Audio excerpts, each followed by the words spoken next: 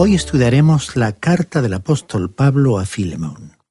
Las epístolas o cartas del Nuevo Testamento, como ya hemos dicho al comienzo cuando estábamos estudiando la epístola a los romanos, fueron una nueva forma de revelación de parte de Dios. Aparte de ellas, Dios utilizó la ley, la historia, la poesía, la profecía y los documentos llamados evangelios. Cuando Dios utilizó las epístolas, adoptó un método más directo y personal. Y hay diferentes clases de epístolas. Algunas fueron dirigidas a iglesias. Otras fueron escritas a individuos y eran más íntimas. Creemos francamente que cuando el apóstol Pablo estaba escribiendo esta carta a Filemón, no pensaba que iba a ser incluida en el canon de las Escrituras. Si hubiera sabido que la iba a leer tanta gente, quizás se habría sentido cohibido. Al leer esta carta nos imaginamos que estamos leyéndola mirando sobre los hombros de Filemón, leyendo su correspondencia personal. Pablo le escribió a él personalmente. Esta circunstancia no quita ningún mérito a la inspiración y valor de esta epístola. El Espíritu de Dios la incluyó en el canon de las Escrituras por una razón muy definida. Ahora, detrás de esta carta hay, por supuesto, una historia. Filemón vivía en un lugar llamado Colosas. Estaba situado en la zona de Frigia, en la sección de Anatolia que corresponde a la Turquía de hoy. Sin embargo, no existe ninguna ciudad allí en la actualidad, solamente se encuentran ruinas. Pero en los días de Pablo esta era una gran ciudad. Ya sabemos que una de las epístolas de Pablo fue escrita a los creyentes de Colosas. No ha quedado ningún registro de que Pablo haya visitado Colosas, pero como imaginamos que hay muchos detalles que desconocemos, suponemos que Pablo puede haber visitado esa ciudad. La historia de esta epístola transcurre con el trasfondo de los oscuros antecedentes de la esclavitud. Había aproximadamente 60 millones de esclavos en el Imperio Romano, en el cual la población total no excedía los 120 millones. Un esclavo era como un objeto. Era tratado peor que un enemigo y estaba sujeto a los caprichos de su amo. En Colosas había un hombre rico que se había salvado depositando su fe en Cristo. Aparentemente había llegado de Éfeso, donde Pablo había estado 2 años enseñando, cada día, en la escuela de Tirano, y la gente acudía a escucharle desde todas las poblaciones de esa área. Había millones de personas en Asia Menor y Filemón era simplemente uno de los hombres que vino a conocer al Señor Jesús. Ahora, Filemón tenía esclavos y tenía uno llamado Onésimo. Onésimo trató de aprovechar una oportunidad un día como hubiera hecho cualquier otro esclavo y huyó de la casa. Él hizo lo que aparentemente hacía la mayoría de los esclavos fugitivos en aquel día. Se dirigió directamente a una gran ciudad. Y este esclavo recorrió todo el camino hasta la ciudad de Roma. En medio de una población tan numerosa podía esconderse, pasar desapercibido y nunca sería reconocido. Ahora, cierto día, este hombre Onésimo, que había sido un esclavo, se dio cuenta de que había una esclavitud en la libertad y que había una libertad en la esclavitud. Cuando él era un esclavo, no se preocupaba sobre dónde iba a dormir o sobre qué iba a comer. Su amo tenía que ocuparse de ello, pero una vez libre y en Roma tenía un verdadero problema. Podemos imaginarle caminando por una calle un día y viendo a un grupo de personas reunidas escuchando a un hombre. Onésimo se infiltró en el grupo, se abrió paso hasta el frente y allí vio que ese hombre estaba encadenado. Onésimo había huido de las cadenas y pensó que estaba libre, pero cuando escuchó a ese hombre, que por cierto se llamaba Pablo, seguramente pensó: este hombre está libre y yo soy aún un esclavo del apetito, soy un esclavo de la economía. Aún soy un esclavo, pero ese hombre, aunque esté encadenado, está libre. Onésimo esperó a que se retirara toda la gente y entonces se acercó a Pablo. Quería saber más sobre lo que Pablo estaba predicando y el apóstol lo guió a Cristo, es decir, que le presentó el Evangelio, le habló de cómo Jesús había muerto por él, cómo había sido sepultado, pero resucitó al 3er día. Le pidió a Onésimo que depositara su confianza en Cristo y él así lo hizo. Onésimo fue entonces una nueva creación en Cristo Jesús. Después Onésimo hizo lo que cualquier persona que se ha convertido hace. Pensó en su vida pasada y en las cosas que había hecho mal y que quería corregir. Seguramente le dijo a Pablo: Pablo, hay algo que debo confesarte. Soy un esclavo fugitivo. Pablo le preguntó de dónde había llegado a Roma y Onésimo le respondió que de Asia Menor, de la ciudad de Colosas. Entonces Pablo le dijo: allí hay una iglesia. ¿Quién era tu amo? A lo que Onésimo respondió: mi amo era Filemón. Y Pablo le volvió a preguntar: ¿estás hablando de Filemón, el que vive en la calle principal? Sí, él mismo, respondió Onésimo. Y Pablo dijo entonces: bueno, él también es uno de mis convertidos y me debe mucho. Y Onésimo le preguntó: bueno, Pablo, ¿debería yo regresar a él? A lo cual Pablo contestó afirmativamente y le dijo que al regresar se encontraría en una situación diferente y que le enviaría a Filemón una carta por medio de él. Y esta es la carta que tenemos ante nosotros, la carta de Pablo a Filemón. En el corazón humano siempre ha existido un gran deseo de ser libre. Pero en la actualidad hay millones de personas que son esclavas del alcohol o de las drogas. Otros son esclavos del dinero. No son libres, aunque lo parezcan. En nuestro tiempo las personas se enorgullecen de ser libres. Piensan que están libres, pero el Señor Jesús dijo en el Evangelio de Juan capítulo 8, versículo 36, si el Hijo os liberta, seréis verdaderamente libres. Nadie encontrará argumentos a favor o en contra de la esclavitud en esta epístola. Lo que sí usted aprenderá es que hay una libertad que está por encima de todas las esclavitudes del mundo. Es la libertad que cada uno de nosotros quiere tener. Examinemos ahora de cerca esta carta a Filemón. El tema de la carta desarrolla la revelación del amor de Cristo por nosotros. Es una demostración de cómo debería funcionar el amor fraternal. El propósito principal de esta carta es revelar el amor de Cristo por nosotros en lo que hizo por nosotros al interceder a favor nuestro ante Dios. Esta es una de las mejores ilustraciones de la sustitución. En el versículo 18 leemos lo siguiente: si en algo te dañó o te debe, ponlo a mi cuenta. Podemos escuchar a Cristo mostrando su acuerdo con ocupar nuestro lugar y en tener todo nuestro pecado imputado a Él. Él ocupó nuestro lugar en la muerte, pero nos da su lugar en la vida.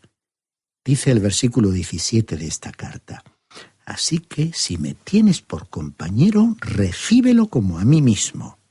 ¿Tenemos la posición de Cristo ante Dios o no tenemos ninguna posición en absoluto?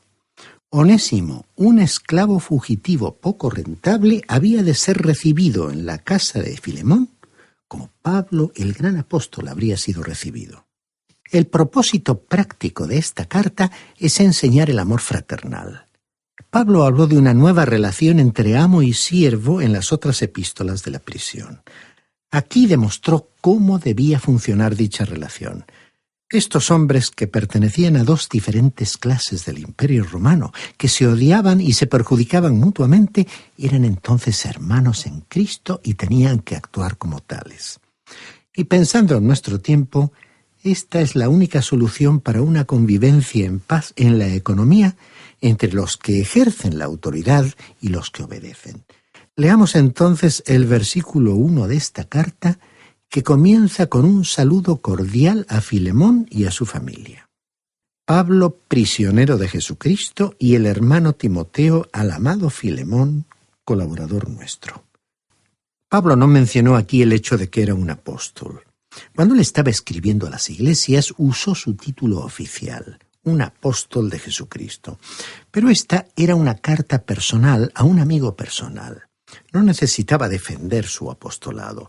Su intención en esta ocasión fue ser muy personal y creemos que se habría sorprendido mucho si hubiera sabido que esta carta sería leída en todo el mundo.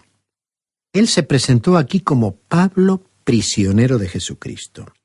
Hemos observado que algunos comentarios tratan de cambiar el significado de esta frase enseñando que Pablo realmente quiso decir que era un prisionero porque estaba predicando el Evangelio de Jesucristo.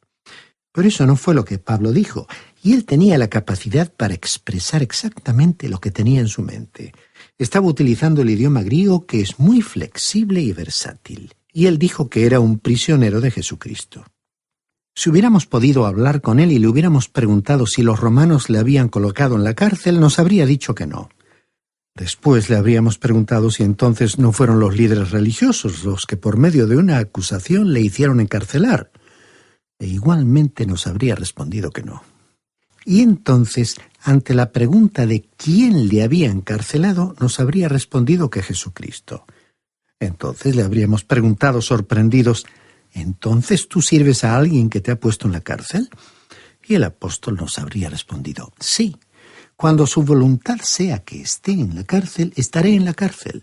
Cuando su voluntad sea que esté fuera de la cárcel, entonces estaré en libertad. Cuando su voluntad sea que esté enfermo, estaré enfermo. Yo le pertenezco a él, y como le pertenezco, he aprendido a contentarme en cualquier estado o condición en que me encuentre. Así que todo va bien, no os preocupéis por mí. Obviamente la epístola a Filemón es una de las epístolas de la prisión, junto con Efesios, Filipenses y Colosenses. Y dijo el apóstol después, y el hermano Timoteo. Esto significa que él no solo era el hermano de Filemón y de Pablo, sino también el hermano suyo. Estimado oyente, si usted está unido a Cristo, todos somos hermanos en Cristo. Continuó diciendo, y al amado Filemón. Parecía que estaba tratando de halagarlo, pero él sentía cariño por este hombre e iba a pedirle algo. Dice el versículo 2, a la amada hermana Apia, a Arquipo, nuestro compañero de milicia, y a la iglesia que está en tu casa. Apia era aparentemente la esposa de Filemón, mientras que Filemón era un nombre griego y él era ciudadano de Colosas. Apia era un nombre frigio. Este detalle sugeriría que un hombre de negocios joven llamado Filemón viajó a nuevas tierras. No se dirigió hacia el occidente, sino que fue hacia el oriente, hacia la misma frontera. Inició sus actividades comerciales en Colosas y se convirtió en un hombre de recursos. Allí conoció a una joven frigia llamada Apia y se casó con ella, y ambos se convirtieron a Cristo. Y continuó diciendo Pablo en el versículo 2, a Arquipo, nuestro compañero de milicia. Suponemos que este era el hijo del matrimonio. No era un soldado del ejército romano, sino un soldado de Jesucristo. Pablo había escrito que todos tenemos que ser buenos soldados de Jesucristo. Y dijo además aquí, y a la iglesia que está en tu casa.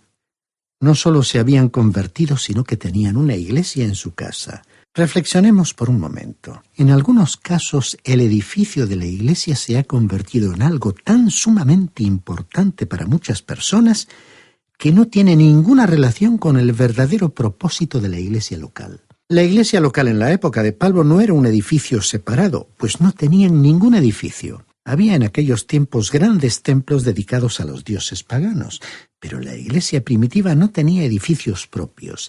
Se reunía en los hogares. Se ha calculado que por 200 años la iglesia se reunió en las casas. La idea de colocar un énfasis exagerado en un edificio o en un proyecto de edificación parece fuera de lugar ante el ejemplo de aquellas iglesias cristianas. Y continuó diciendo Pablo en el versículo 3, gracia y paz a vosotros de Dios nuestro Padre y del Señor Jesucristo. Este era el saludo acostumbrado que expresaba Pablo en todas sus cartas que fueron dirigidas a una persona o a una iglesia. Bien, veamos entonces cómo continuó esta carta. En el versículo 4 comenzamos a leer algo sobre la buena reputación de Filemón. Doy gracias a mi Dios haciendo siempre memoria de ti en mis oraciones. Aquí tenemos un hombre por el cual Pablo oraba. Si usted está recopilando una lista de oración del apóstol Pablo, asegúrese de incluir en ella a Filemón. La idea aquí reflejada es que cada vez que el nombre de Filemón era mencionado, Pablo oraba por él. Aparentemente Filemón era una persona bastante importante. Ahora en el versículo 5 leemos, porque oigo del amor y de la fe que tienes hacia el Señor Jesús y para con todos los santos. La vida de Filemón era un vivo testimonio de su fe. Pablo la describió de una manera hermosa. Este hombre mostró amor hacia el Señor Jesús y hacia los otros creyentes. Su fe estaba dirigida hacia Jesús y era fiel con los otros cristianos. Luego, en el versículo 6, continuó diciendo, y pido para que la participación de tu fe sea eficaz en el conocimiento de todo el bien que está en vosotros por Cristo Jesús. Su fe era compartida.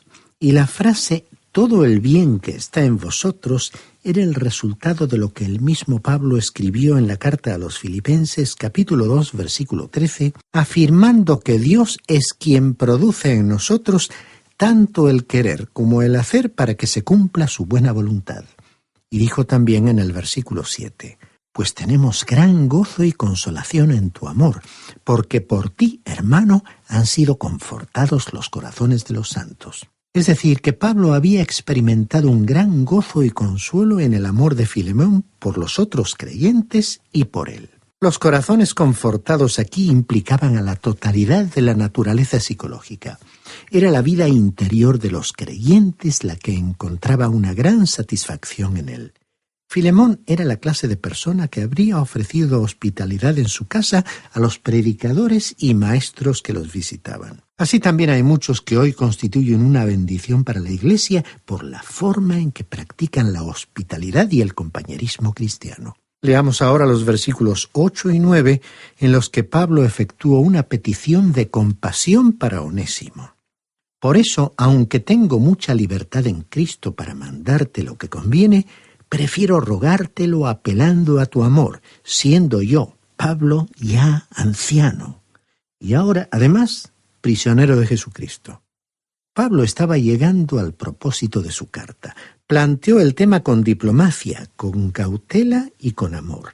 Él iba a hacerle este pedido a favor de Onésimo basado en 3 puntos. Primero, apeló a su amor.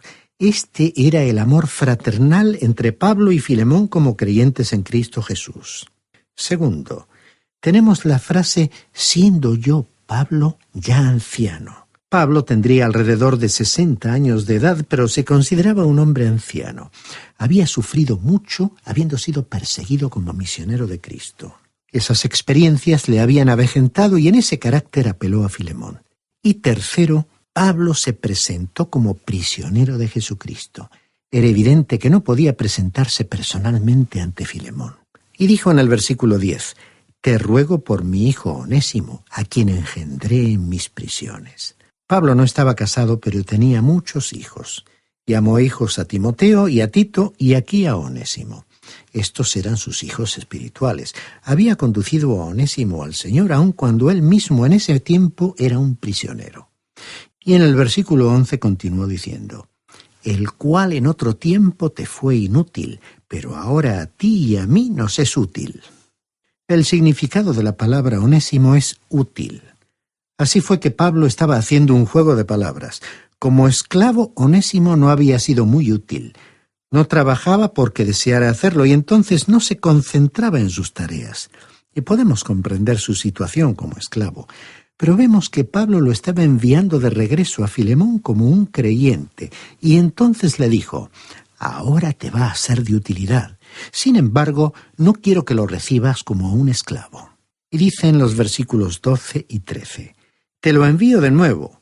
Tú, pues, recíbelo como a mí mismo. Yo quisiera retenerlo conmigo para que en lugar tuyo me sirviera en mis prisiones por causa del Evangelio». Pablo le estaba pidiendo a Filemón que recibiera a Onésimo como si estuviera recibiendo al mismo Pablo. El apóstol admitió que le hubiera gustado retener a Onésimo, porque necesitaba a alguien allí para servirle en la precaria situación en la que se encontraba en la cárcel. Pero Pablo no podía actuar así, y dijo en el versículo 14, «Pero nada quise hacer sin tu consentimiento para que tu favor no fuera forzado, sino voluntario». ¿Envió Filemón a Onésimo para que estuviera con Pablo? No lo sabemos con seguridad, pero creemos que sí.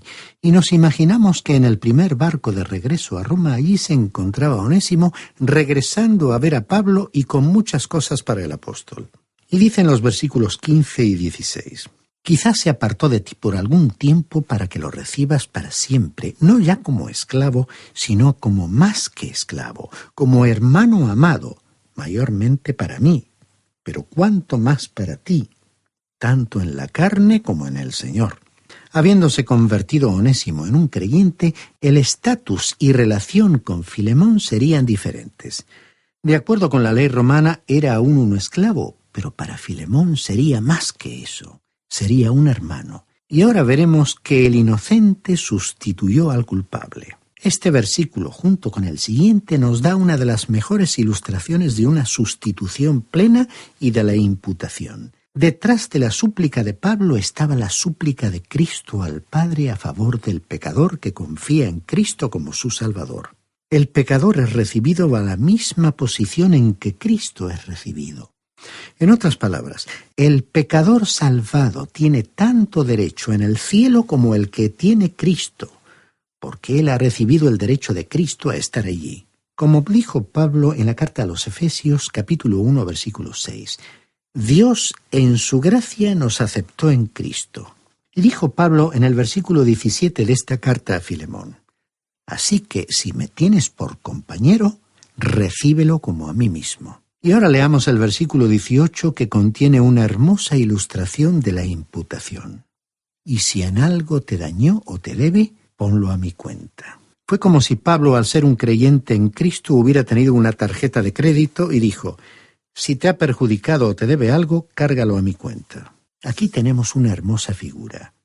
Cuando yo vengo a Dios el Padre para recibir la salvación, puedo oír a Cristo decir, si este hombre en algo te perjudicó o te debe algo, ponlo a mi cuenta, porque Cristo pagó el castigo por mis pecados en la cruz. Seguramente el Padre le respondería, este hombre no es apto para entrar al cielo. Entonces el Señor Jesús respondería, si me tienes por compañero, recibe a este hombre como a mí mismo. Esto es lo que significa estar en Cristo, aceptado por Dios en Él. Por ello, aquí tenemos una imagen de cómo Dios, el Padre y el Señor Jesucristo le aceptan a usted y me aceptan a mí. Y ahora leamos el versículo 19 que presenta asuntos generales, personales y pedidos. Yo, Pablo, lo escribo de mi mano. Yo lo pagaré, por no decirte que aún tú mismo te me debes también. El Señor Jesucristo dio su vida y derramó su sangre para pagar la totalidad de la deuda del pecado. Y aquí vemos que Pablo había guiado a Filemón al Señor. ¿Cómo podría él corresponderle? Y en los versículos 20 y 21 leemos la súplica de Pablo a favor de Onésimo. Sí, hermano, tenga yo algún provecho de ti en el Señor. Conforta mi corazón en el Señor.